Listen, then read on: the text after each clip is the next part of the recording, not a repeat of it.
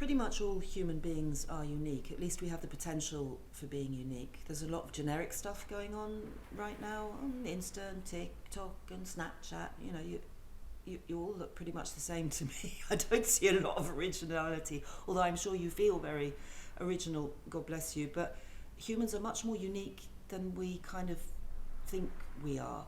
We all have very, very different rhythms. Some people speak very, very fast. Look at the difference between Donald Trump and Barack Obama. They're both human men, plus minus 10 years, 15 years, they're the same age, and yet. So the rhythm of your character, the speed and the tempo at which someone lives their life, that has a lot to say. So if you want to find a rhythm for your character, I suggest what you do, this is just one of many options, is find an interesting documentary where someone's being interviewed. This might be a true crime documentary, a police interview. It could be anything that interests you. I don't know, sport, music, whatever the hell. Find one of the people in the documentary that you find interesting. It's better not to choose somebody who's self-curating, because then they're trying to control themselves way too much. You want to find someone who's being asked a question and who's responding in a more honest way. And transcribe what they're saying as they're saying it, as if they're dictating it to you. So here it helps if you've got a laptop. All this work I'm asking you to do, offering to you these challenges, they don't work so well on mobile phones. You need to be using your whole body while you write. I really suggest that. You can do it. You can find a laptop or even a pen and paper. So while they're speaking in this documentary, and you can press pause, then listen again and write down.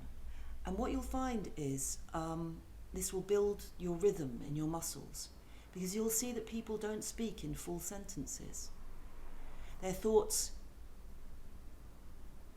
sort of come and go like cars on a motorway or trains in a train station, overlapping. And often that was that thing that I said. We stop and we interrupt ourselves and we bring down ideas from here and here. It's only politicians, really,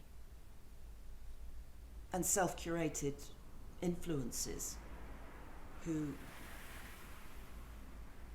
people running masterclasses who speak without interruption. You can also try learning a few sentences of a documentary subject speech and say them exactly the same way the person in the film is saying them. One that I remember from a very painful documentary once was where this fireman said, those babies lying on the pavement and the house in flames. I'll never forget, that's exactly what he said. Those babies lying on the sidewalk and the house in flames. I. He doesn't say much, but in those very few words we see the whole story, don't we? And we see a lot about him and his compassion. You can also watch the news and just recreate the way the newsreader is speaking, or someone being interviewed on the news, just to find the rhythm of this is acting work, of course, but it will really help you to write. The King's Speech.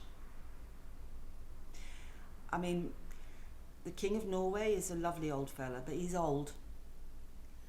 And he's quite, he doesn't have the energy that you have of youth. He's taken right down here. So what does it feel like to talk like that? What kind of person speaks that slowly?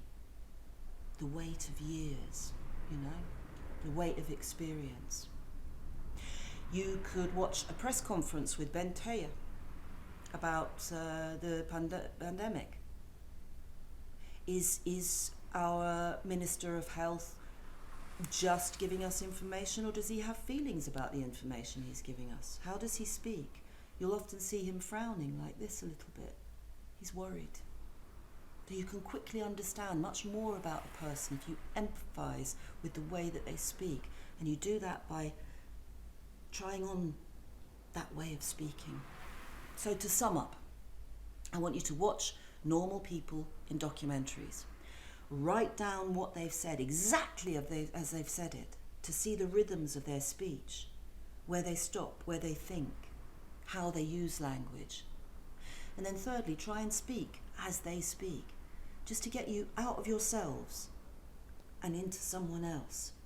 Walk a mile in their shoes, wear their coat for a while. What's it like to not be you?